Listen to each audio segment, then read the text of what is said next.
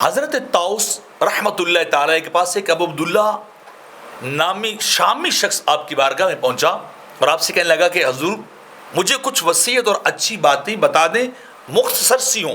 جن کو میں پلے باندھ لوں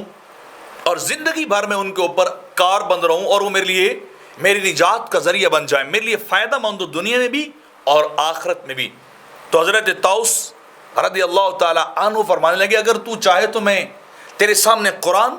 تورات اور انجیل کا خلاصہ صرف 3 باتوں میں رکھ دیتا ہوں، بڑی مختصر سی باتیں، بڑی شارٹ باتیں جو ان تینوں اللہ کی کتابوں کا خلاصہ ہیں۔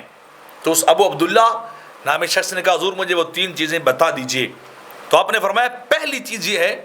کہ اللہ تعالیٰ سے اس طرح ڈرو کہ اور کسی کا خوف تمہارے اوپر غالب نہ ہو، ہر وقت تمہارے قلب و اذہان کے اندر، دل اور ذہن کے اندر جو ہے اللہ کا خوف طاری رہنا چاہیے، ہر قدم پر تمہیں اللہ پیش نظر رکھنا چاہیے، اللہ کا ڈر ہر قدم اٹھانے سے پہلے تمہارے سامنے ہو کہ میں جو قدم اٹھا رہا ہوں کہیں غلطی میں تو نہیں ہے، اللہ کی سرکشی میں تو نہیں اٹھا رہا۔ تو فرمایا اللہ کا خوف اتنا ہو کہ کسی دوسرے کا خوف تمہارے اوپر غالب نہ رہے،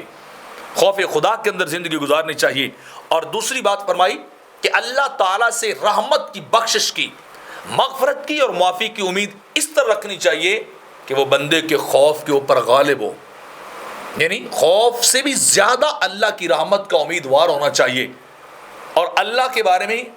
یہ توقع رکھنی چاہیے کہ وہ مجھے اپنا کرم ضرور فرمائے گا، مجھ پہ رحمت ضرور برسائے گا، میرے لیے اپنی رحمت اور فضل کے دروازے وہ ضرور کھولے گا۔ تو فرمایا یہ اللہ کی رحمت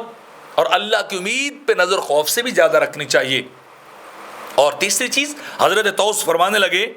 کہ تیسری بات یہ ہے کہ اوروں کے لیے بھی وہ کچھ پسند کر جو اپنے لیے پسند کرتا ہے، جو اپنے لیے لائق کرتا ہے دوسروں کے لیے بھی لائق کر، جو اپنے لیے چاہتا ہے دوسروں کے لیے بھی وہی کچھ چاہ، یہ نہ کر کے اپنی ذات کو ترجیح دے اور دوسروں کو چھوڑ دے، دوسروں کی فکر نہ کر، نہیں، احب للناس ما تحب لنفسک، لوگوں کے لیے بھی وہی کچھ پسند کرو جو اپنے لیے پسند کرتے ہو۔ بس یہ قرآن، تورات، زبور اور ان کتابوں کا یہ خلاصہ ہے، ان کے سہاروں کا نچوڑ یہ ہے کہ اللہ کا خوف بھی ہو زندگی میں، اللہ کی رحمت کی امید بھی ہو، اور پھر لوگوں کے لیے انسان کی زندگی میں خیر خواہی بھی ہو۔